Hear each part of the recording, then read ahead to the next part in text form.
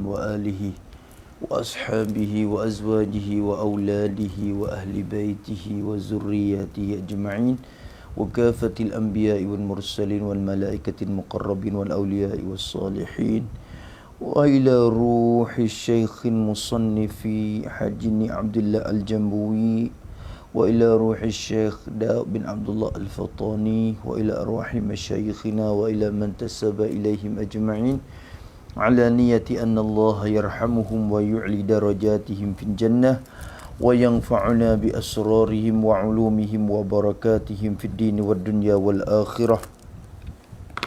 الفاتحة. أعوذ بالله من الشيطان الرجيم. بسم الله الرحمن الرحيم. الحمد لله رب العالمين والصلاة والسلام على أشرف المرسلين سيدنا محمد وعلى آله وصحبه أجمعين. رب اشرح لي صدري ويسر لي أمري واحلل عقدة من لساني يفقه قولي. سبحانك لا علم لنا إلا ما علمتنا إنك أنت العليم الحكيم ولا حول ولا قوة إلا بالله العلي العظيم. اللهم فقهنا في الدين وافتح علينا فتوحا عارفين واجعل أعمالنا خالصة لوجهك الكريم. ربنا زدنا علما نافعا وارزقنا فهما صحيحا يا رب العالمين. قال المصنف رحمه الله تعالى ونفعنا بعلومه في الدارين آمين. الحمد لله. Sebentar lagi tu insya-Allah lah, sebentar tadi tu kita ada masalah sikit berkaitan dengan cara live ni, kerana ada beberapa muskilah yang berlaku. Semoga Allah Subhanahu Wa Taala mudahkan kerja kita dalam menyampaikan ilmu kepada seluruh umat Nabi Muhammad sallallahu alaihi wasallam. Alhamdulillah, bersyukur kita kepada Allah Subhanahu wa taala. Pada malam ini sempat juga kita dapat bertemu untuk bermuzakarah kitab yang kecil yang kita berada di depan ni, kitab yang bernama Pati Munyatin Musalli. Semoga Allah memberi rahmat kepada kita, memberi taufik kepada kita sehingga kita dapat mengaji dengan baik sampai kepada akhirnya, insya-Allah. Alhamdulillah, kitab kita cuba kita tengok di permula kitab dia. Kitab kita ini itu yakni isi ataupun inti, isi bagi kitab Munyatin Musalli ataupun ringkasan bagi kitab Munyatin Musalli. Pati dengan mana ringkasan, yakni ringkasan yang seperti diserupakan dia dengan pati, dengan isi, supaya kita kata tiap-tiap benda ni ada pati dia. Macam kalau kelapa, pati dia kena kepada santan dia, itu pati dia. Maka tiap buah kayu pun ada pati dia, segala kerjaan ada pati.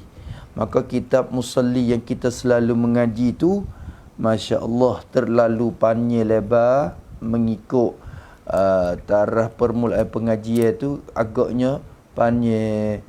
Maka sebab itulah musannaf kita rahimahullah ta'ala ni dia buat satu kitab pula namanya Pati Munyatin Musalli, yakni ringkasan atau rumusan bagi kitab Munyatin Musalli. Munyatin Musalli yang kita maklum tu kitab bagi Syadau Al-Fatani rahimahullah ta'ala. Kalau kita ngaji kitab Musalli tu namanya Munyatin Musalli, yakni cita-cita bagi orang yang sembahyang. Tu asal makna Munyatin Musalli, mana cita-cita bagi orang yang sembahyang.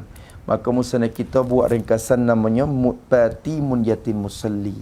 Cuba tengok di mula, dia kata Pati Munyatin Musalli disusun oleh qalam ni pena atau pen, disusun oleh qalam Hajni Abdullah Ahmad Al-Jambuwi rahimahullah ta'ala. Hajni Abdullah ni dia buat juga satu pati pula namanya Pati Faridatul Faraid. Dia buat ringkasan juga daripada kitab Faridatul Faraid. Maka bagi dia ni banyaklah karangan dia tu. Ni Abdullah Ahmad Al-Jambuwi Ahmad Al-Jambui yang dibangsa kepada Jambu. Makna dia tu beranak di Jambu. Jambu ni satu daerah lah di petani sekarang ni. Tu Jambu. Tu dia beranak di Jambu pada tahun 1333 Hijriah. Lama dah. Umur dia tu 60 tahun. Umur bagi musannaf kita ni umur dia tu. Tu dia mengaji mula-mula dengan apa dia? Dengan Allah yarham Pak Cuyeh Tok Raja Haji yang di Jamu tu pada masa tu. Dia umur 7 tahun tu dia mengaji situ. Tak lama lepas daripada mengaji dengan Pak Cuyeh ni, dia musafir pula kepada negeri Kelantan untuk mengaji di sana. Bertempat di Kelantan, mengaji di Kelantan tu selama 15 tahun. Lepas pada mengaji di Kelantan tu, berangkat musafir pula dia kepada Makkah Al-Mukarramah. Naik ke Mekah pula mengaji di Mekah 14 tahun. Masya Allah, pengajian dia sangat lama. Kita ni start je learning setahun 2 tahun ni kita rasa kita alim dah kadang-kadang. Maka berbanding dengan orang dulu, Masya Allah, mengaji dia betul berpuluh-puluh tahun pengajian dia. Tu itu ni Abdullah Al-Ahmad Al-Jambui. Darun Ulum itu sekolah dia. Sekolah nama Darun Ulum. Nibong Baru ni kampung Nibong Baru. Di Jala lah, dalam bandar Jala tu ada satu kampung namanya Nibong Baru. Tu maka dia bertempat sekolah dia di situ, Darun Ulum, Nibong Baru, Jala, Siam, mana Thailand. Maka kata musannaf, dia katakan maksud parti ni, parti musalli ni, parti dia tu apa maksud? Maksud bagi parti ni ialah musalli, dia kata. Maksudnya ialah musalli. Apa makna ialah musalli? Yakni isi kandungannya ialah kitab musalli. Tu dia kata isi kandungan dia daripada musalli. Tu makna tu ialah musalli. Maksud dia ialah musalli. Kitab ni ialah musalli, ialah isi kandungan dari kitab musalli, tetapi mudah, tapi lebih mudah daripada kitab musalli. Bila berbanding dengan ibarat uslub cakapan dia tu, lebih mudah kitab ni. Tidak sangat berkehendak tadah, dia kata. Tidak sangat berkehendak tadah. Tak bersangat berkehendak tadah, yakni berkehendak kepada renung fikiran pada cakapan dan ibarat. Tu makna itu. Tidak sangat berkehendak kepada tadah. Tak berhajat, tak sangat berkehendak dan berhajat kepada tadah. Tadah di sini renung cakapan dan fikir ibarat dan mutalaah, kita kata. Dia kata tak sangat. Kalau kita tilik pada kitab ni pun tak kena duk kira ibarat semacam dengan kitab musalli tu. Musallinya agaknya sukar untuk dipahami. Susah untuk nak faham. Kalau kita tak mengaji, berguru, agaknya susah dapat faham sikit daripada kitab musalli. Tetapi kitab parti dia ni, dia kata tak sangat berkehendak tadah. Tak semesti kita berkehendak kepada renung fikir sangat, tapi kena mengaji juga. Bukan kata tak baca sendiri, faham sendiri. Itu makna kena belajar juga daripada guru. Cuma kalau kita tilik kepada ibarat dan uslub cakapan dia tu, agaknya tidak sangat berkehendak kepada tadah lah. Kata lagi, patut sangat bagi orang-orang tua. Orang tua ni patut sangatlah. Tua-tua yang duduk di kampung sementara duduk dengung, duduk menunggu waktu Isya tu. Sementara waktu tu nak mengaji agama juga, patutlah bagi orang tua. Maksud orang tua ni yakni orang yang tak mampu belajar pondok. Maksudnya orang yang tak mampu belajar pondok, tak mampu nak masuk dalam sekolah pada tempat pengajian-pengajian yang khusus tu. Tu orang tua maknanya. Dia rasa malu dah hidup sekarang dengan budak pondok ni. Maka patut bagi orang tua. Lelaki perempuan serupa, dia kata. lelaki perempuan serupa. Yang ni sama. Jadi sama ada lelaki atau perempuan. Tu maksudnya tu. Serupa. Yang ni sama. Sama aja. Lelaki perempuan serupa. Yakni sama ada lelaki ataupun perempuan. Perempuan baik, lelaki baik, sama saja. Patut sangat bagi orang yang tua. Orang tua di kampung-kampung, kalau duduk kampung tu, alhamdulillah lah, patut sangatlah kita mengaji, kita dengar, kita duduk fikir bersama, tengok. Bahkan perkara ni merupakan kewajipan, fardu ain atas diri kita sebagai kena mengaji. Lebih lagi masa sekarang ni, Masya Allah, Allah Ta'ala beri kemudahan dengan cara live, dengan cara apa semua. Kita boleh duduk dengung juga, renung, fikir, tengok juga. Allah Ta'ala beri kemudahan, maka kita guna kemudahan tu untuk jalan yang baik. Maka bagi lelaki atau perempuan serupa. Lagi pula, bagus benar. Bagi orang-orang pondok, bagus sangat, elok sangat. Bagus benar, elok sangat. Sangat elok lah bagi orang-orang pondok. Bagi orang-orang pondok. Yang ni maknanya orang-orang yang mula belajar di pondok. Maknanya tu bagi budak-budak pondok yang mula mengaji, patut sangatlah, kata dia, bagi orang-orang pondok, bagi orang-orang yang mulai belajar di pondok, itu sangat patut. Terus kepada budak-budak, yang ni sampai kepada budak-budak, yang ni budak yang baru belajar agama. Itu sama. Budak yang mengaji di pondok baik, terus sampai kepada budak-budak di kampung yang baru nak mukallaf ataupun baru nak besar, untuk nak meniti jalan untuk faham agama. Itu sangat patutlah, bagus sangat, kata dia. Masya Allah. Maka kita baiklah saya guna kitab ni seagaknya jadi fikir tu. Kalau kita baca musalli pun boleh tu. Musalli tu dia kena berkira juga, kena bicara ibarat dia. Maka kadang-kadang orang kampung, orang yang awam ni tak dapat faham dengan secara langsung, maka dia patut juga kepada huraian yang bertambah. Maka parti musalli ni amat patutlah kepada golongan-golongan orang awam ataupun kita orang yang baru belajar untuk meniti jalan untuk dapat faham kemanisan agama dan merasai kemanisan agama. Boleh faham tu sangatlah kitab ni. Maka kata musannif, dalam ini, jadi dalam risalah ini ada sedikit tambah.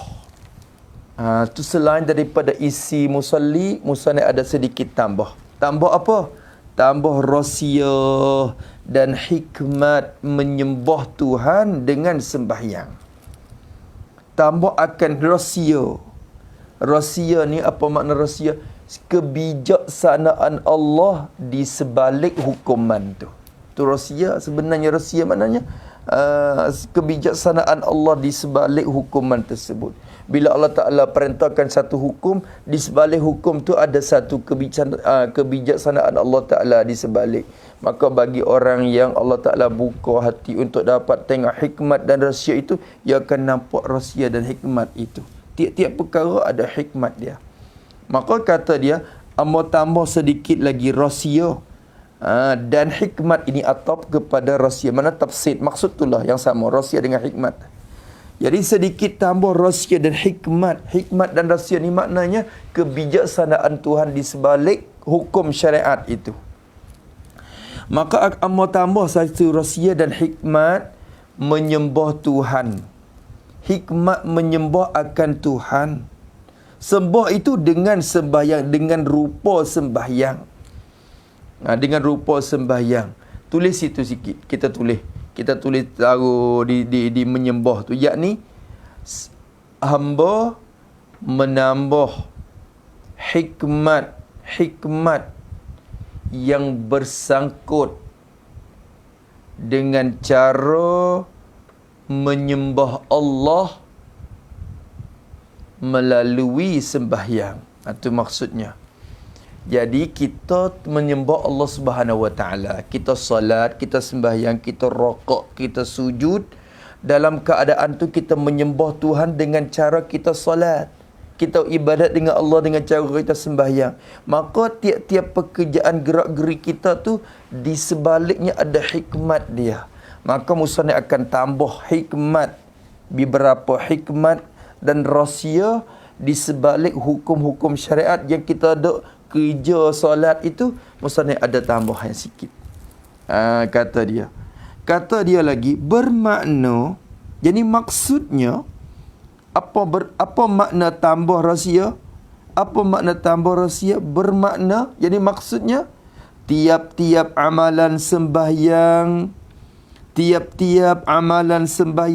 pekerjaan di dalam sembahyang, tiap-tiap amalan sembahyang, tiap-tiap pekerjaan dalam sembahyang ni qauli ke dan fa'li ke? Itu badal pada tiap-tiap amalan. Maknanya tiap-tiap pekerjaan dalam sembahyang kita qauli. Apa qauli? Jadi pekerjaan jenis berkata, pekerjaan yang bangsa berkata. Jadi pekerjaan yang jenis berkata. Tulis itu qauli, jadi seperti baca Fatihah, baca Fatihah dan baca tasbih.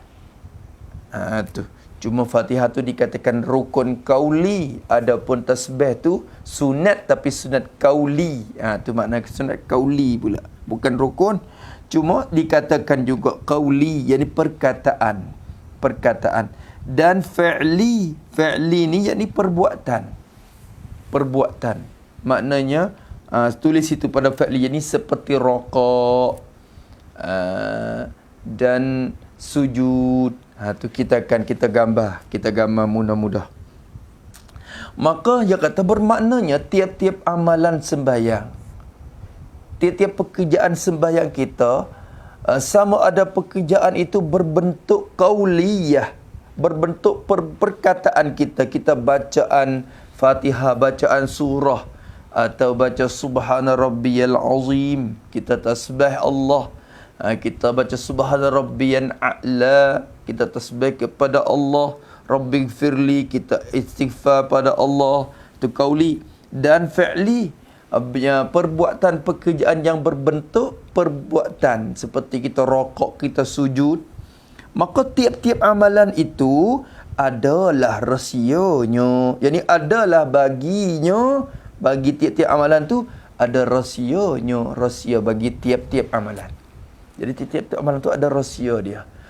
Dalam rokok tu ada rahsia dia, dalam sujud ada rahsia dia. Ini bagi mereka yang Allah Ta'ala buka mata hati supaya nampak rahsia itu, ia akan rasa kemanisan dalam ibadat.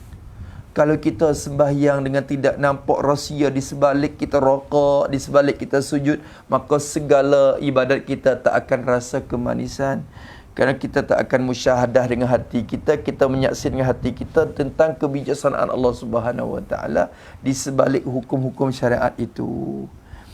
Maka kata dia, hukukut tab'i mahfuzatul lil muallifi, segala hak ciptakan itu mahfuzah, terpelihara untuk muallif saja, untuk pengarangnya. Maknanya tak dibenarkan sesiapa menciptakan untuk perniagaan dan sebagainya sebelum daripada diizin oleh muallif ataupun pihak yang berkenaan. Habis itu. Cuba tengok lagi muka 2. Dia kata para alim ulama yang telah mentashih akan pati munjatin musalli ini. Cuba tengok orang dulu, walaupun dia ni agak alim, jadi ulama dah, tetapi dalam keadaan itu tawaduk dianya.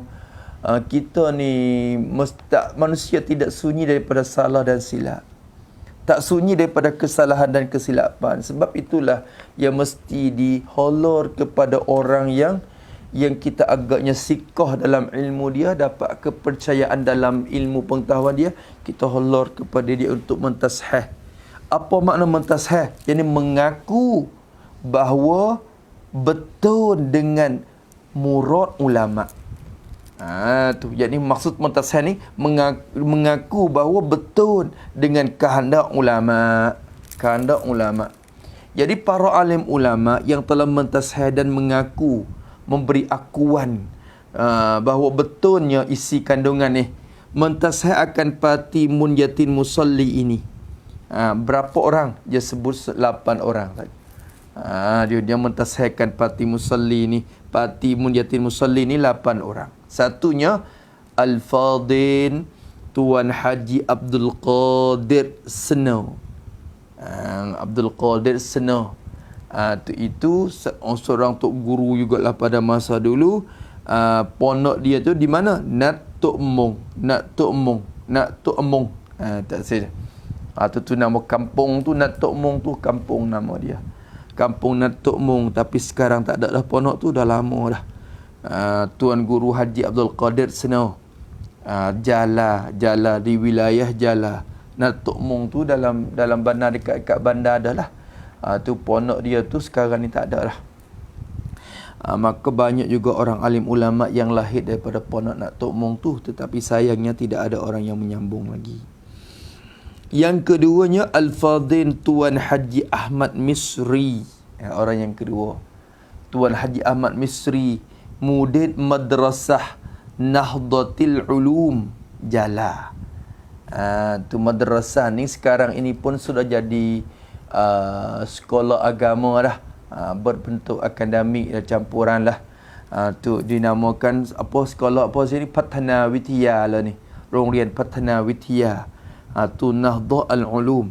Maka pengasas dia masya-Allah tabarakallah ulama Ahlussunnah wal Jamaah Tulin. Tetapi sekarang ni sayang jugalah sekolah ni adalah beberapa campuran tu. Wallahu alam bissawab. Maka Tuan Haji Ahmad Misri ni pun ulama juga pada semasa beliau, sebagai menganggap mudir bagi madrasah Nahdlatul Ulum di Jala juga, dalam wilayah Jala. Yang ketiga Al-Fadil Haji Awan Abdullah. Awan Abdullah. Tu dia. Tu awan tu barangkali awang tu. Bukan awan dengan mana awan-awan di langit tu. Awan tu maknanya gelaran sebutan orang dulu. Al-Fadil Haji Awan Abdullah, guru Cerwok. Tu baca lagu tu, Cerwok. Kalau lah ni panggil Cuwok. Tu ban Cuwok, kampung Cuwok. Tu guru di Ponok Cuwok. Mana Cuwok ni? Cak Erong. Cak Erong ni satu daerah. Sekarang lah ni Cuwok ni di Cak Erong, Carok Erong. Tu di manakah Carok Erong ni? Naratiwat. Tu dia satu wilayah. Naratiwat tu lah hampir dengan Kelantan tu Naratiwat. Maka di Naratiwat tu ada satu daerah namanya Cak Erong. Cak Erong ni ada kampung namanya Cerwok. Cerwok ni lah guru pada semasa tu. Di situ jugalah banyak ulama, Tok Cerwok sendiri dan sebagainya. Di situ. Maka sini pun salah satu ulama yang mentashihkan juga kitab dia. Yang keempat Al-Fadil Al-Haji Cik Harun. Cik Harun atau dikenalkan dengan Haji Harun. Seorang ulama pada masanya. Sekarang ni semua sudah meninggalkan dunia dah, rahimahumullah ta'ala. Cik Harun Mudid Madrasah Ma'had Al-Ba'sat Ad-Diniyah Jala. Sekolah Jirung orang panggil. Sebelum daripada berubah kepada sistem sekolah agama dua aliran tu, maka aliran akademik, aliran agama masa dulunya di ponok, di madrasah agama je. Maka selaku mudirnya namanya Haji Harun ataupun Cik Harun. Beliau juga ulama besar semasanya. Maka beliau ni pun mentashihkan kitab ini, bahawa kitab ini adalah betul dengan kehendak ulama. Yang kelima Al-Fadil Al-Haji Abdul Muttalib Ramli. Ni seorang ulama juga, Al-Fadil Haji Abdul Muttalib Ramli, bekas muraqib. Muraqib ni bekas pegawai lah, pegawai madrasah Saulatiyah di Makkah Al-Mukarramati. Jadi di Mekah tu banyak sekolah yang orang kita Jawi ni banyak masuk mengajinya. Salah satu daripadanya sekolah madrasah Saulatiyah. Kita selalu dengarlah Saulatiyah. Madrasah Saulatiyah ni ni Syekh Abdul Muttalib Ramli ni selaku bekas. Bekas ni maknanya dia ni panggil mantan lah, mantan. Jadi mantan ataupun bekas murakib pegawai Madrasah Saulatiyah di Makkah Al-Mukarramah. Yang keenam, Al-Fadil Al-Haju Ismail Semelah. Semelah ni ponok besar pada masa dulu. Tu digelarkan dengan panggil orang panggil muda Pak Daen Semelah. Pak Daen tu ada Pak Daen Mekah, ada Pak Daen Semelah. Ini seorang ulama yang sangat mahir dan alim dalam ilmu fiqh. Semasanya Allah ya almarhum ni, semuanya sudah meninggalkan dunia. Syekh Ismail Semelah, guru pondok Semelah. Sekarang ni pondok tu tak ada dah. Tak ada orang menyambung dah. Tu dia pondok, satu pondok lagi nama pondok Semelah juga. Hak baru ni tu bukan hak asal. Hak asal tu tak ada dah. Tu Fatani, di Fatani. Yang ketujuh, Al-Fadil Syekhuna, ini seorang guru bagi musannaf kita, seorang guru bagi pengarang kita. Siapakah dia? Al-Fadil Syekhuna Al-Hajj Abdul Rahman Al-Arsyadi rahimahullahu ta'ala. Cengar bulu. Cengar ni cengal sebenarnya. Kalau tu bahasa sungguh cengal. Cengal ni pohon cengal. Bukan cengar, tapi sebutan yang kecak cengar tu lah. Cengar. Tapi maknanya cengal bulu. Pohon cengar yang berbulu. Pohon yang berbulu. Ya, sang adalah kisah dia di sini. Di sinilah Tok Dala nama dia. Ni Tok Dala. Haji Abdul Rahman Al-Arsyadi Cengar Bulu. Sebagai Tok Dala ini seorang tok guru bagi musannaf kita rahimahumallahu taala. Nat Tanjung, di Nat Tanjung. Nat Tanjung ni satu kawasan mukim Nat Tanjung. Di Fatani. Ataupun digelarkan dengan Tok Dala, tuan guru pengasas Pondok Dala ni. Tu Haji Abdul Rahman. Yang ke-8-nya Al-Fadil Al-Haji Wani Gelong Mandi.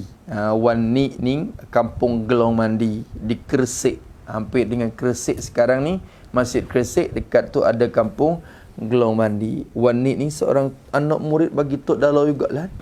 Anak murid Tok Dala juga, tapi anak murid yang tua lah. Tu. Ini seorang tok guru juga bagi Syekhuna Baba Abdul Karim ni. Semasa beliau duduk di Dala dulu. Allah alam lah. Ya sempat mengaji ketika duduk di Dala ataupun ya menadah di pondok dia. Semua ni sudah meninggalkan dunia. Rahimahumullahu subhanahu wa ta'ala. Fatani. Maka tilik kepada segala nama pentasihah ni pun cukup kita meyakini bahawa kitab yang kita akan belajar ini adalah kitab yang sesuai dan patut untuk dipelajari tiap-tiap peringkat, sama ada orang tua, muda, awam ataupun orang pondok ataupun orang pengajian. Semua tu mampu insya-Allah untuk dapat fahamkan kitab kita ni yang bernama Pati Munjatin Musalli. Beginilah sepatah penasihat kami. Kami ni musannaf lah. Beginilah sepatah penasihat kami. Kami nak nasihat sikit. Wahai guru-guru, ya kita wahai guru-guru agama. Maksud guru-guru yakni guru-guru agama. Wahai guru-guru, tolong ajarlah kepada murid. Ajarlah kepada murid risalah ini, buku kecil ini. Ajarkan kepada murid, ajarkan dalam pondok-pondok. Tolong ajar. Ya bukan suruh yang minta tolong ya. Tolong ajarkanlah risalah ni dalam pondok-pondok atau sekolah-sekolah. Kalau jadi ustaz ke, kita belajar ajarkan dalam sekolah-sekolah. Ajar tu pada kelas permulaan pada mubtadi. Kelas permulaan belajar. Kita mengajarlah kepada orang-orang yang mula mengaji.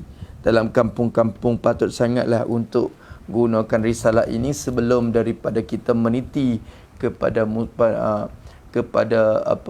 Munjatin Musalli. Walau bagaimana sekalipun itu keberkatan itu berlainan pula, tapi kemudahan itu agaknya kita cenderung kepada kitab Pati Munyatil Musalli lah untuk kemudahannya. Kemudahan. Kata musannif rahimahullah, wahai imam, khatib, Bilal. Itu mudah. Wahai imam, wahai khatib, wahai Bilal. Tok imam, tok khatib, tok Bilal. Ajarlah risalah ini kepada makmum tuan. Makmum tuan, orang yang di bawah jagaan tuan. Tuan akan bertanggung, akan tanggungjawab. Kerana kullukum ra'in wa kullukum mas'ulun an ra'iyati. Tiap-tiap kamu itu adalah dikatakan orang yang akan disaan tentang tugas-tugasannya. Maka imam ni pun ada tugas dia untuk bicaranya orang kampung semua. Orang kampung dia kena dengar Tok Imam. Tok Imam tu pun kena mengajar orang kampung. Wajib kena mengajar. Kalau Tok Imam tak mampu untuk mengajar, ya kena carilah orang mengajar di masjid-masjid. Tapi untuk kitab ni pada cukup dengan imam ya untuk mengajar, insya-Allah. Maka kita yang bakal jadi Tok Imam ni di mana-mana tempat, maka patutlah kita guna risalah ini untuk mengajarkan dia. Wahai muslimin, wahai orang Islam yang dapat mengajar, yang boleh mengajar. Itu makna muslimin di sini bukan semua orang Islam. Muslimin yakni segala orang Islam yang mampu mengajar, yang sudah mengaji, yang mampu mengajar. Katanya, ajarlah risalah ini kepada anak-anak isteri tuan. Anak tuan baik, isteri tuan baik. Anak-anak tu banyak, isteri tu seorang. Yang nampaknya tu, kalau isteri-isteri tu banyak isteri. Ini isteri seorang je. Ajarlah kepada anak-anak isteri tuan. Kewajipan tuan kena mengajarkan dia. Qu anfusakum wa ahlikum nara. Allah Ta'ala sebut dalam Quran, hendak kamu jaga diri kamu dulu. Kamu mengaji dulu, selamat diri kamu. Wa ahlikum, kemudian selepas pada tu kamu mengajar pula anak isteri kamu. Tarik mereka kepada syurga. Jangan campak mereka ke dalam neraka. Usaha kita bawa ke syurga sama. Maka ayat itu suruh kita mengajarkan. Jangan kita pandai seorang kita. Isteri kita kena mengajar. Bertanggungjawab isteri. Bertanggungjawab suami kena mengajar isteri. Apatah lagi kitab ini berbentuk kitab fardu'in. Fardu'in ni kena mengajar. Kena mengajar. Dia kenakan cara solat yang betul, yang sahih. Cara wuduk yang sahih dan cara ibadat dengan Allah Ta'ala yang sahih. InsyaAllah. Maka kata dia, ajarlah risalah ini kepada anak-anak isteri tuan, supaya mereka sekalian, mereka tu anak-anak isteri tu, supaya mereka tu sekalian tu kasih dan pandai pada mengerjakan sembahyang. Kasih, yakni hati gemar hati. Bila faham, bila pandai, bila reti, gemar nak buat. Kalau buat dengan kelabu-kelabu, buat dengan mata kelabu-kelabu, buat dengan sama-sama gitu, jadi malah nak buat ibadat. Tapi kalau buat dengan tahu, dengan yakin, maka jadi kasih, mana gemar hati dan pandai, jadi betul, sahih, pandai pada mengerjakan sembahyang. Sama ada sembahyang fardu atau sembahyang sunat. Kerana semua tu berhajat kepada rukunnya dan syarat-syaratnya. Habis itu. Maka patutlah kita mengajikan kitab ini untuk jadi panduan kehidupan kita dalam amal ibadat. Kerana ibadat solat ni salah satu ibadat yang penting. Kerana awal-awal ibadat yang dihitung pada hari kiamat apa? As-solat, sembahyang. Sembahyang tu awal-awal amalan yang yang dihitung dan dihisap pada hari kiamat. Awalu ma yuhasabu bihil abdu yawmal qiyamah as-salah. Awal-awal amalan yang dihisap pada mula-mula kali di hari kiamat sembahyang. Kalau sembahyang dia betul, sembahyang dia kena dengan syarat rukun dia, maka diterima oleh Allah, maka dia akan dapat kemudahan pada segala soalan-soalan pada amalan yang lain lagi. Kalau solat dia tak betul, yang lain tak akan ditanya, bahkan ditanya dengan cara berat-berat. Itu sebab itulah solat itu sangat pentinglah. Sehingga tidak gugur kewajipannya sehingga mati. Sampai kepada mati barulah gugur kewajipan solat. Itu je kepentingan dia. Maka pentinglah kita ambil panduan kitab ni menjadi panduan kita dalam mengaji kitab cara-cara solat. Cuba tengok muqaddimah bagi muallif sikit. Kita nak sudah dengan muqaddimah muallif. Bismillahirrahmanirrahim. Alhamdulillahilladzi hadana lil khidmati li abna'i awtanina. Wassalatu wassalamu ala sayyidina Muhammadin syamsil huda wa ala alihi wa ashabihi nujumil huda wal iqtidai.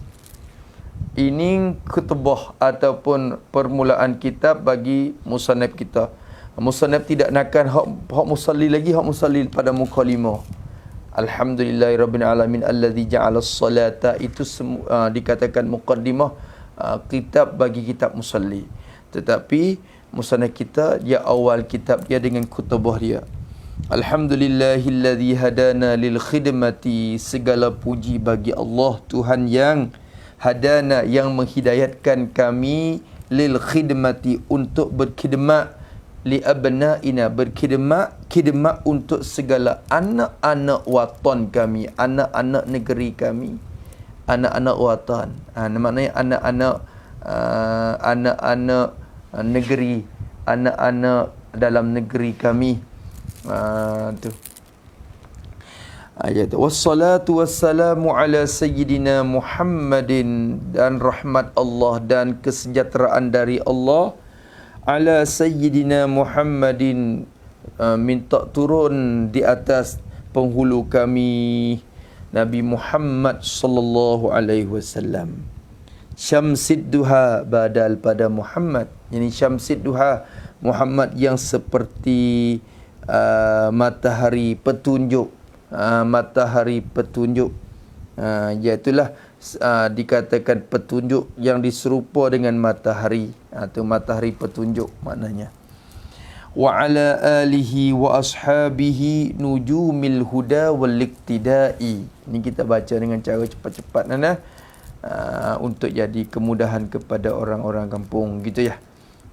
Ni kalau saya ni, kebiasaan saya ni, saya nak kira lagi ni ibarat-ibarat dia, tetapi agaknya kalau kita mari dok tekan ibarat pulanya, tidak hasil lah murad musannaf kita ni. Musannaf kita ingin untuk memberi kemudahan, maka dengan secara khusus kita mengajar kitab ni pun kita hurai tempat yang susah untuk faham je, agak-agaknya sulit untuk kita faham, insya-Allah.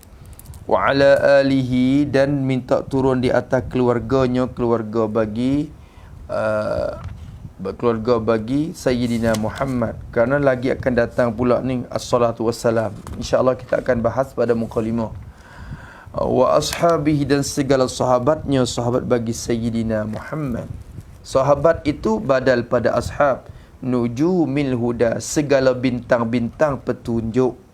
Wal iqtida, dan segala bintang-bintang ikutan. Wal iqtida ni atap kepada al-huda. Nujumul iqtida, sebagai bintang-bintang petunjuk dan ikutan. Tu bintang yang menunjukkan kita dan bintang untuk kita ikut, untuk ikut jalan. Itulah khutbah bagi musannaf kita rahimahullahu ta'ala. Ini nama yang kata Pati Munyatin Musalli. Ini risalah yang bernama, itu maknanya. Ini nama, ini risalah yang bernama Pati Munyatin Musalli. Dikatakan nama dia Pati. Ingat ngaji kitab apa weh? Ngaji kitab Pati. Pati apa? Pati Munyatin Musalli. Pati dia aja. Munyatin Musalli tak mengaji lagi, ambil pati dia dulu. Ini cukup kalau nak makan tu, cukup kita makan pati dia. Kalau nak kulit lagi, nak isi lagi, banyak lagi, kena cari musalli dah lah. Cuma ini cukup dah untuk kita menghilangkan dahaga kita kepada ilmu, berkaitan dengan cara solat sembahyang kita. Pati Munyatin Musalli. Wahai para penuntut ilmu agama, Wahai para penuntut, ini penuntut ilmu agama, sekalian penuntut macam kita semua ni penuntut ilmu. Maka musannaf kata, wahai para penuntut, belum saya hurai pati munjatin musalli ni. Belum, jadi sebelum dari saya hurai, saya menyusun akan pati munjatin musalli. Sebelum saya nak buat menyusunkan pati yang kita ada sekarang ni, sebelum daripada ni, telah saya tulis syarah munjatin musalli. Telah saya tulis syarah dia. Munjatin musalli itu dianggap sebagai matan dia. Kitab yang kita mengaji musalli itu. Maka musannaf kita kata, dia sudah syarah dah. Buat syarahan kepada munjatin musalli. Nama dia Syarah Munjatin Musalli pada hikmat menyembah Tuhan yang maha tinggi. Itu nama dia. Nama kitab dia sebelum pada, tapi belum dicetak. Tak dicetak. Dia kata, saya tulis dah syarah huraian bagi kitab musalli pada hikmat, pada menyatakan hikmat menyembah akan Tuhan yang maha tinggi. Itu nama dia, maha tinggi. Ini maha tinggi pangkat Allah, maha tinggi pangkatnya. Itu nama dia. Dia kata sebelum daripada dia nak menyusunkan kitab pati musalli ni, dia telah menulis syarah dia ya. Syarah yang bernama Syarah Munjatin Musalli pada hikmat, pada menyatakan hikmat menyembah Tuhan yang maha tinggi. Dalam itu dia kata serta, yang ini di samping, maksud serta di samping takluk kepada apa syarah, tulis syarah. Saya telah menyusun dan telah menuliskan Syarah Munjatin Musalli, serta di samping itu telah diaku, telah ditashah, telah diaku oleh guru-guru mu'tabar, telah diaku, yang ini ditashah akan syarah itu. Mana itu? Telah diaku, yang ini telah ditashah akan syarah itu. Telah diakui, telah ditashah, telah dibetunkan, telah diiktiraf oleh segala guru-guru mu'tabar. Apa makna guru mu'tabar? Yang ini guru yang diiktibar ilmunya dalam masyarakat. Itu maknanya dalam masyarakat Patani pada masa tu. Guru mu'tabar, jadi guru-guru yang diiktibarkan ilmunya dalam masyarakat Fatani pada masa tu. Dalam masyarakat Fatani masa tu banyak guru, bahkan alim ulama sangat ramai pada masa dulu. Bukan di Patani saja, di Malaysia mana pun alim ulama sangat ramai lagi berbanding dengan masa sekarang ni. Maka pada masa tu syarah musalli dia ni telah diaku oleh guru-guru mu'tabar dalam Jala, dalam wilayah Jala, Fatani dan juga Naratiwat lah, tapi ia sebut yang besar-besar pada masa tu kerana ramainya dalam Fatani dan Jala. Katanya, tetapi sungguh pun saya telah saya tuliskan syarah musalli, tetapi tebal jirimnya, jirim bagi Syarah Munjatin Musalli itu tebal jirim, ini tebal bentuknya, tebal isinya, isi kandungannya tu jirim, isi kandungannya, kandungan bagi Syarah Munjatin Musalli saja pun macam tu. Bila buat syarah tebal lagi lah, jirim dia bentuknya, bentuk rupa syarahan tu tebal, tetapi tebal jirimnya, tebal bentuk syarahan rupanya, tu merujuk kepada Syarah Munjatin Musalli. Tebal sangat. Bila tebal tidak sesuai, tidak patut dengan budak-budak. Tidak patut, tidak sesuai dengan budak-budak. Maksud budak-budak ni, yakni orang yang mula mengaji. Orang yang mula mengaji. Orang yang mula belajar ilmu. Jadi orang yang mula mengaji, kanak-kanak yang umur 15, 16, 17 mulai nak pegang pen je, pegang kolam saja. Mulai nak pegang kitab je. Bila jumpa dengan kitab tebal gitu akan rasa agak susah. Maka tak patut, tak sesuai dengan budak-budak dan orang tua di desa. Dan atap kepada budak. Ini tidak sesuai dengan orang-orang tua. Orang tua di mana? Di desa, yakni di kampung-kampung. Orang tua di kampung-kampung pun tak sesuai lah nak mengaji kitab besar-besar tu. Agaknya sulit. Tu kalau setengah-setengah masjid mengaji tu seminggu sekali. Bila nak habis?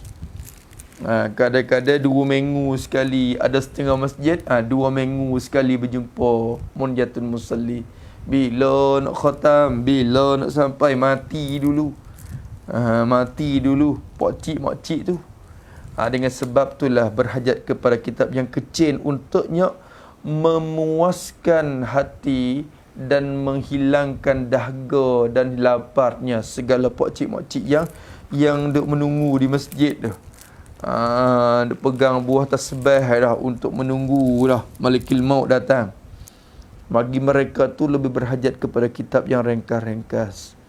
Berbanding kepada kita orang muda ni, tak apalah kita nak menuju ngaji musalli apa semua. Itu sepatut juga. Kerana kita orang muda. Kalau orang tua tu lambat lagi. Tu. Lalu tu patut dia kata tidak sesuai dengan budak-budak dan orang tua di desa, di kampung. Kemudian sahabat seorang kawan saya, dia tak sebut nama apa, tapi adalah ramai sahabat saya, yakni tok guru jugalah ni. Sahabat saja, yakni sahabat sepengajian. Ini masuk dalam tok guru jugalah. Tu. Tok guru ni kadang-kadang dia tak sempat, dia minta kawan dia buat. Tu. Begitulah keadaan guru-guru. Kemudian sahabat saya yang agaknya dikatakan guru juga. Sahabat saya ni, sahabat mana tu? Sahabat yang sangat kasih. Yang sangat saya kasihkan dia. Maknanya yang sangat kasih. Yang sangat saya kasihkan dia. Saya kasih sangatlah. Maknanya sahabat ini ikut dia. Kalau dia sebut dia minta apa-apa pun, saya tak tolak lah maknanya. Tak tolak permintaan dia.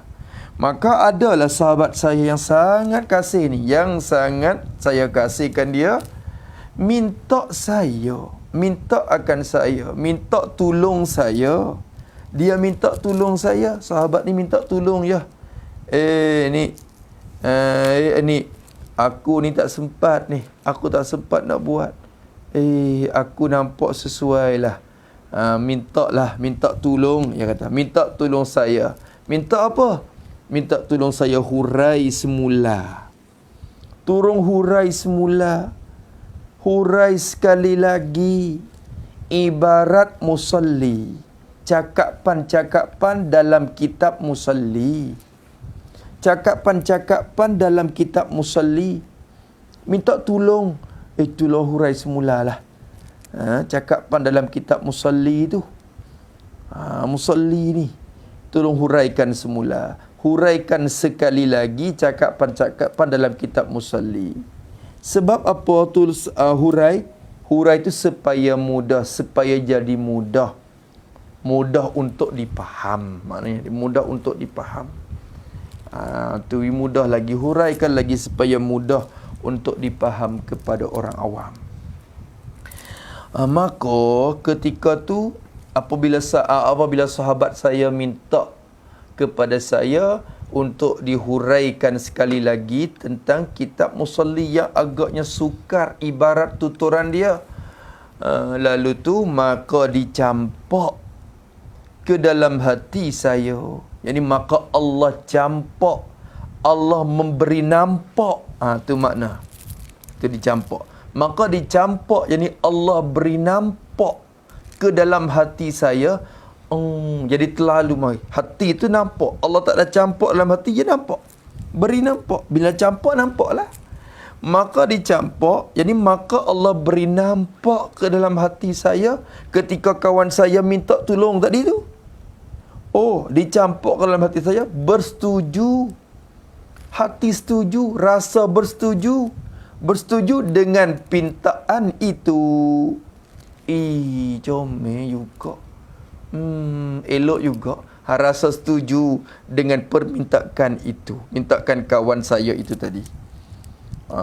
Tu. Sebab apa saya rasa setuju? Ini ilat pada bersetuju. Kenapa saya rasa bersetuju begitu? Kerana, kata dia, kerana sebabnya serata tempat kitab yang berkat ini ada mengajar dan mengaji. Tu. Kerana serata tempat, rata-rata tempat. Serata tempatnya ni di merata-rata tempat. Rata-rata.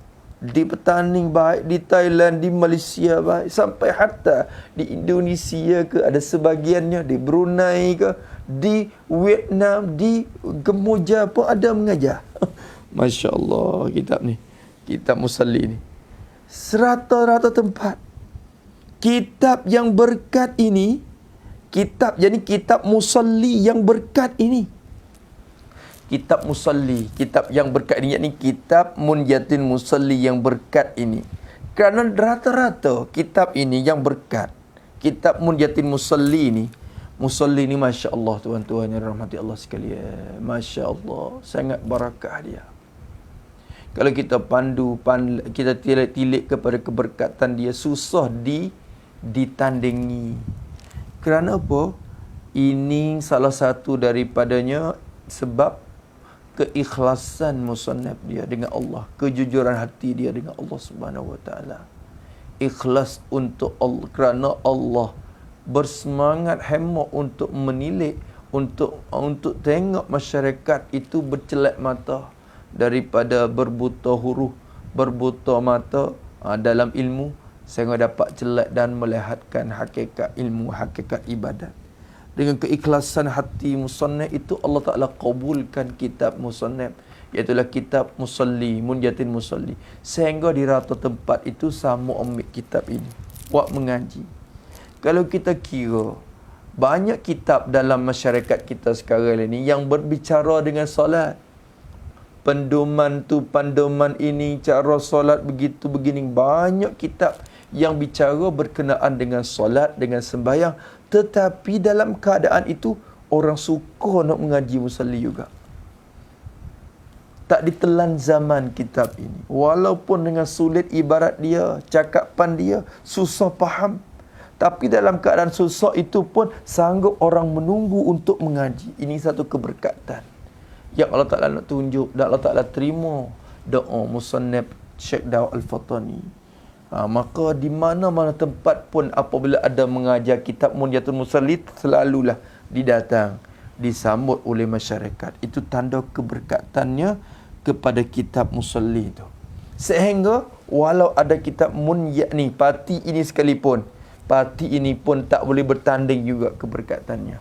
Kalau dipilih untuk mengaji, walaupun susah dipaham, orang akan tuju untuk mengaji Musalli lagi.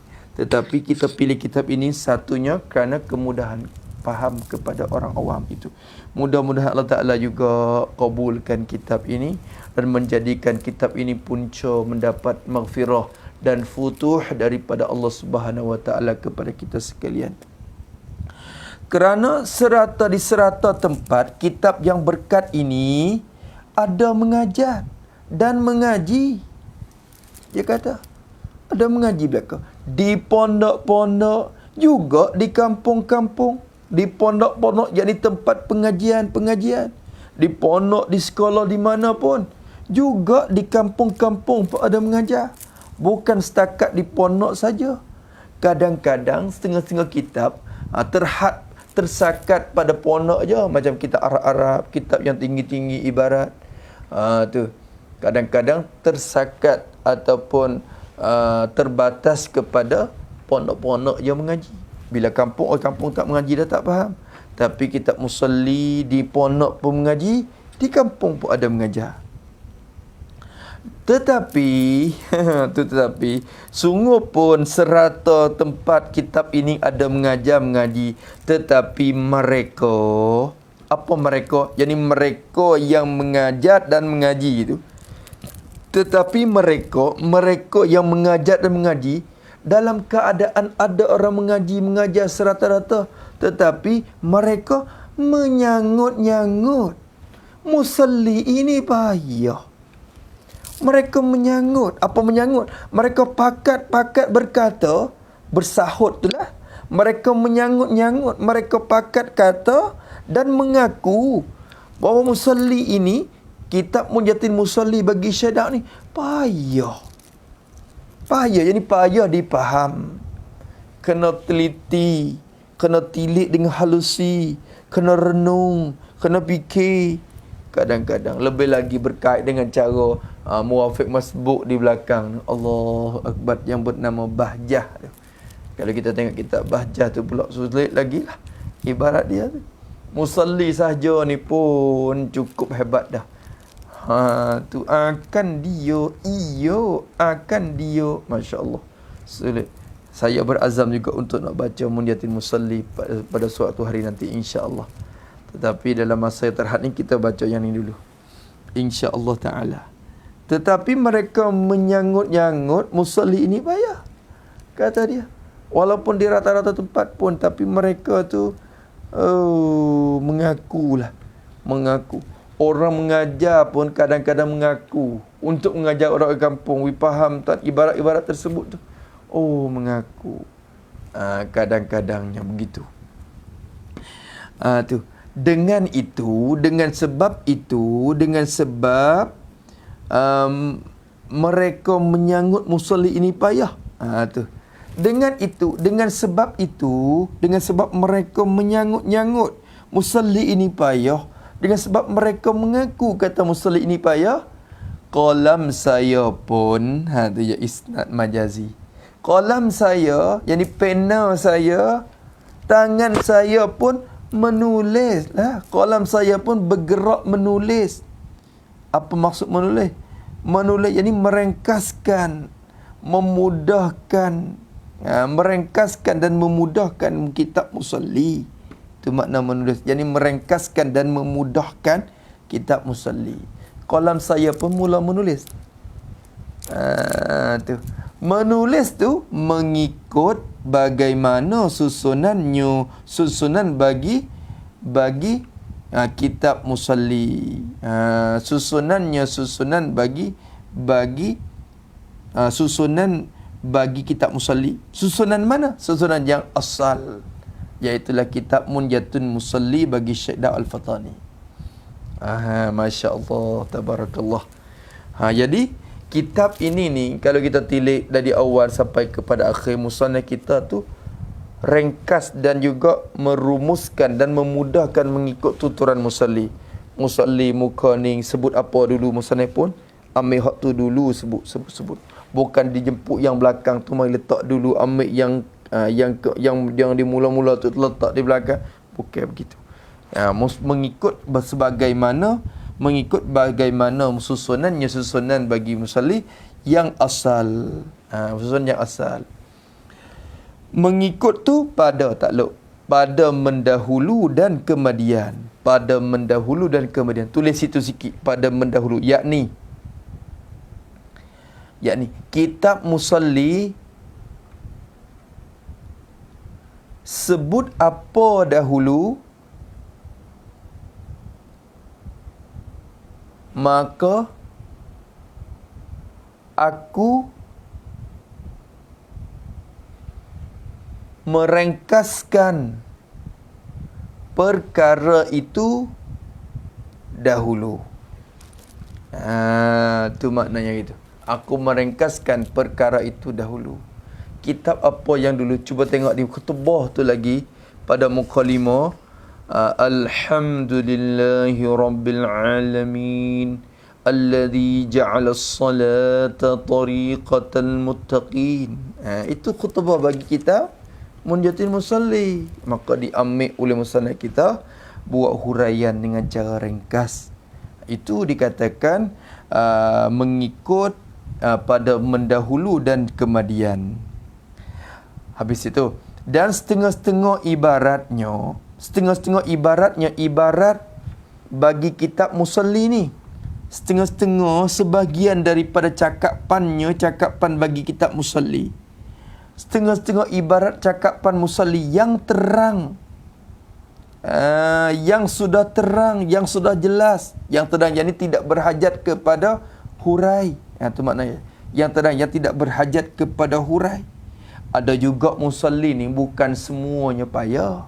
Ada tempat yang terang nyata bila baca sudah faham, ada juga bukan semuanya payah. Setengah-setengah ibaratnya musalli yang terang juga saya ikutkan. Saya ikutkan. Tu. Tulis itu pada saya ikutkan, yakni saya sebutkan juga mengikut susunannya. Walaupun mudah sekalipun, kata gitu. Maknanya kadang-kadang tempat ni mudah. Kalau kita ingin untuk ringkaskan yang payah saja, maka yang mudah tu kita buang terus. Ada. Kita sebut juga, ambil juga. Walaupun terang pun saya ikutkan juga. Tetapi, dia kata, parti ini mudah. Tu dia. Tapi kitab Parti Munyatin Musalli ini, tetapi kitab ini mudah. Ini terlebih mudah daripada Munyatin Musalli. Maknanya itu mudah. Ini terlebih mudah daripada Munyatin Musalli. Nisbah pahaman kita tu mudah faham. Bila dengar terus faham. Mudah faham. Tu maksud mudah. Apa maksud mudah? Tafsir tu tidak sangat berkehendak kepada tadah. Tidak sangat berkehendak kepada tadah. Tak sangat berhajat kepada tadah, yakni kepada merenung dan fikir ibarat. Itu maksud gitu. Tak berkehendak kepada merenung dan fikir ibarat. Tak mesti kena duk tadah, tolong fikir lama. Tak berhajat. Tak sangat berkehendak. Tak sangat. Kalau berkehendak pun berkehendak juga, tapi tak sangat. Patut benar, patut sangatlah bagi orang tua-tua, orang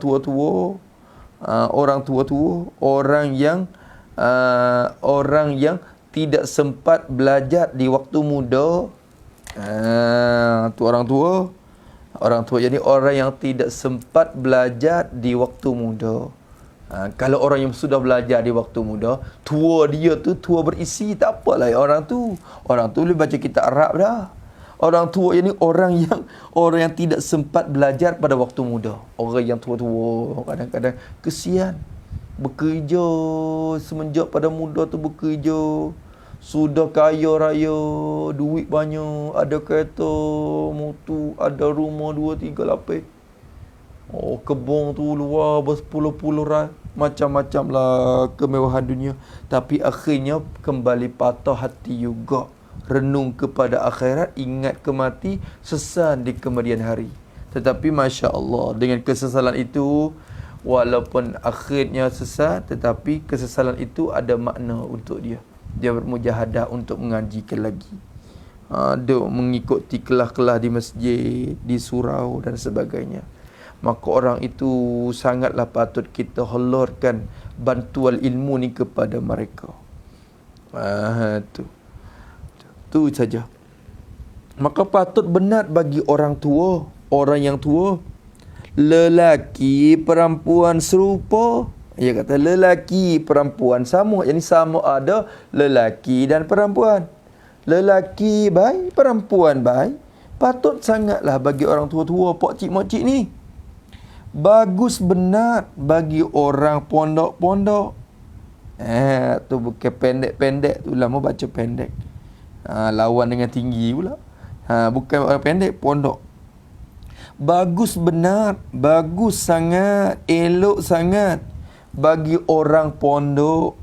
Orang pondok pun elok. Terus, jadi sampai kepada budak-budak yang tak mengaji pondok, budak-budak yang baru mukallaf, yang jadi baru belajar ilmu agama. Tak masuk pondok lagi, duduk kampung tadika lagi. Patut dah tu nak mengaji. Patut sangat dah. Apatah lagi di pondok-pondok pun sangat patut. Kata dia, cara baru susunannya. Cara yang baru susunannya. cara yang baru susunannya, susunan bagi kitab pati ini. Baru susunan. Cara yang baru susunannya. Susunan dia tu baru. Tak macam kitab dulu sangat. Dulu tu kitab kadang-kadang ia tak ada tajuk, tak letak tajuk begitu. Supaya kitab musalli tu cakap pergi. Masuk rukun syarat pun kita tak tahu kata di baris mana. Tak ada orang panggil letak yang memudah kita tilik, kita tengok, kita cari. Tu. Maka kata dia kitab ni cara baru susunan bagi apa pati ini, pati musalli ini, pertengahan cara ibaratnya, pertengahan sederhana cara tuturan cakapannya kitab pati ni. Sederhana, tak jadi tinggi sangat cakap, tak jadi kampung sangat, tak jadi bahasa tinggi sangat. Pertengahan cara ibarat dia, susunan dia pun baru. Itu ya. Kalau ada tersalah kolam, yang maksud kolamnya yakni tulisan. Kalau ada tersalah kolam, tersalah tulisan, sekiranya terdapat. Kalau tersalah, yani kalau didapati, maknanya itu. Kalau didapati tersalah kolam, tersalah tulisan, atau cap. Ini atau kepada kolam. Tersalah cap ni citakan. Kadang-kadang amor ni tulis ni betul dah, tapi orang citak tu silap pula. Di situ ada titik. Amor ni tidak, amor sebenarnya situ tidak ada titik hurufnya, maka ditambahkan titik. Jadi asalnya ha, ditambahkan jim, jadi titik jadi jim. Masalah itu orang panggil silap, salah pada citakan kitab ni, tobok kitab ni. Kalau didapat tersalah pada citakan dan cap, kata dia diharap, yani kepada orang yang mendapat, diharap kepada orang yang mendapati tu, diharap kepada orang tu membaiki semula. Membaiki, yang ni baiki tempat yang salah itu. Baiki tempat salah tu, baiki. Membaiki tu dengan tidak cela kepada saya lah. Tu dengan takluk kepada membaiki. Baiki dengan tidak cela kepada saya, kepada kesalahan yang berlaku dari saya. Tu. Jangan tidak cela kepada saya. Ni apa musana ni? Apa tok guru ni? Tulis pun tak betul. Kadang-kadang kita tersalah pada citakan. Orang kita kadang-kadang tak salah citakan pun tersalah tulisan. Gitulah orang kita ni tak sunyi. Tapi agaknya susahlah kerana kitab ni sudah ditasheh oleh 8 guru. Ulama besar dah mentashehkan kitab ni. Maka agaklah susah untuk mendapati. Malaikat orang yang hati kritik untuk nak meruntuh tu, mereka selalu mencarikan kesalahan. Kalau hati insaf, tidak mengkritik, semata-mata mengkritik, maka dia tak akan jumpa kesalahan lah. InsyaAllah.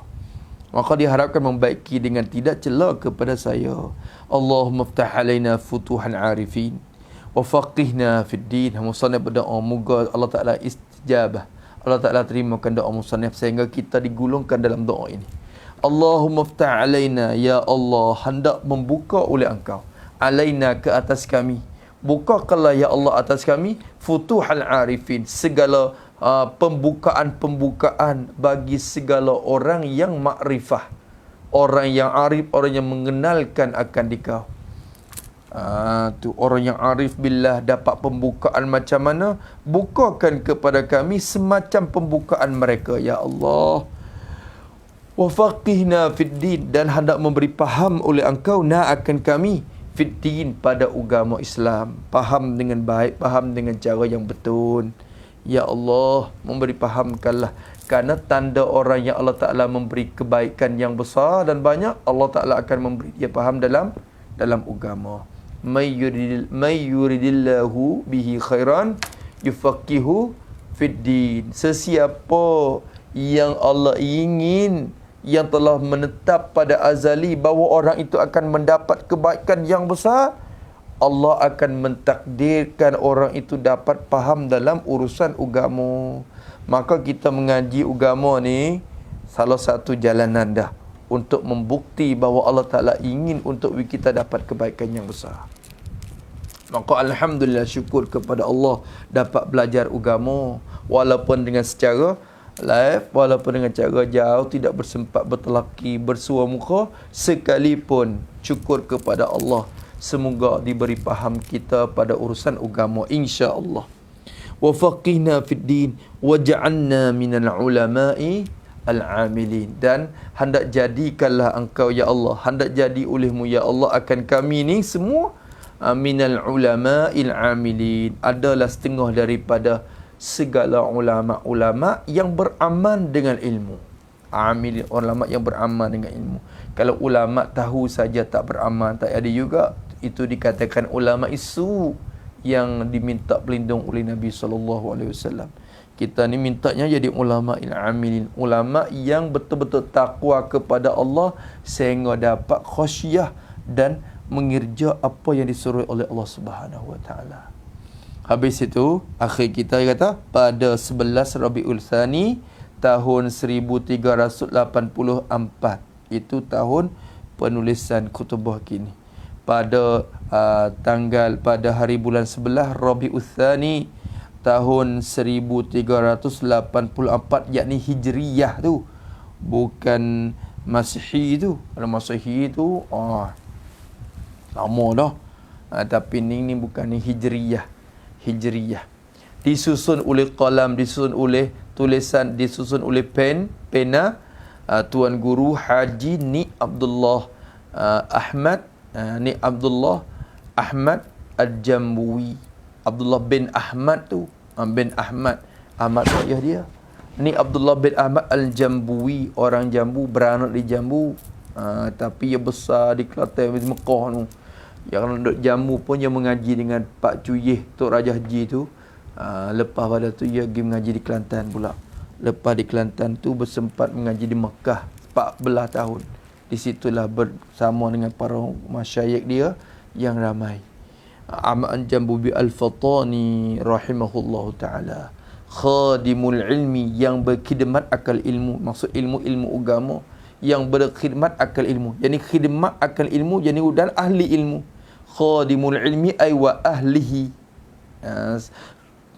pengkhidmat, pembantu ilmu agama dan pembantu ahli-ahli ilmu. Tu di mana tempat dia? Darul Ulum, sekolah dia Darul Ulum, Nibong Baru, Jala, Thailand. Thailand. Depan dia kata Siam dulu dah. Siam ni Thailand sama lah. Darul Ulum Nibong Baru ni kampung dia. Masa dulu kampung Nibong Baru. Sekolah yang bernama Darul Ulum, kampung Nibong Baru, wilayah Jala, Thailand. Dan kamakan dan atau kepada khadimul ilmi, dia ni sebagai orang yang khidmat ilmu pada Darul Ulum, yakni Darul Ulumi Nibong Baru, Jala, Thailand. Dan kamakan ini bahasa Siam tu diperfatonikan.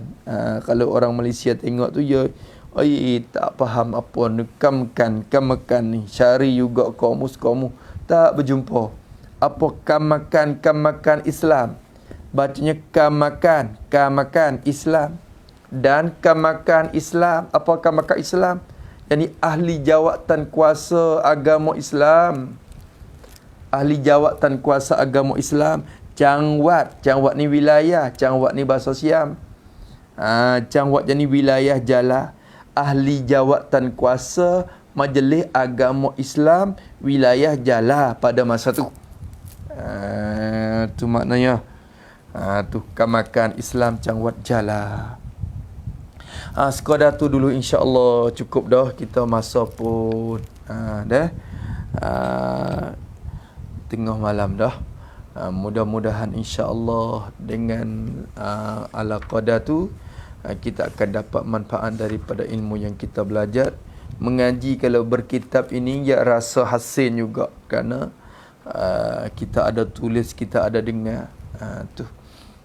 Semata-mata dengar tu pun ada habuan dah. Salah satu daripada kita syukur nikmat telinga kita. Tapi kalau kita ada kitab, kita banyak syukur nikmat. Salah satunya kita syukur nikmat telinga dengan sebab kita dengar, dan kita syukur nikmat mata kita dengan sebab kita melihatkan huruf-huruf kitab itu, dan kita mensyukurkan nikmat tangan kita dengan sebab kita dapat menulis juga, catat juga isi kandungan dia, dan kita mensyukurkan nikmat harta kita dengan sebab kita belikan kitab ini ataupun kita photostat kitab ini. Itu banyak, kalau kita guna kitab ni banyak cara syukur yang akan hasil dengan sebab itu. InsyaAllah kita akan bersambung pula esok hari pada muka 5. Bismillahirrahmanirrahim. Mulai masuk khutbah kitab Musalli. Alhamdulillahi Rabbil Alamin alladhi ja'ala as-salata tariqatal muttaqin. Wallahu subhanahu wa ta'ala a'lam. A'udzu billahi minasyaitonir rajim. Bismillahirrahmanirrahim. Alhamdulillahi Rabbil Alamin. Wassalatu wassalamu ala asyrafil mursalin wa ala alihi wassahbihi ajma'in. Allahumma inna na'udzubika min ilmin la yanfa'u, qalbin la yakhsha, wa 'amalin la yarfa'u, du'a'in la yustajab. Nas'aluka 'uluman nafi'an wa rizqan tayyiban wa 'amalan mutaqabbala. Rabbana atina fid dunya hasanah wa fil akhirati hasanah wa qina 'adzabannar. Sallallahu ala sayyidina Muhammad wa ala alihi wassahbihi. Walhamdulillahi rabbil alamin.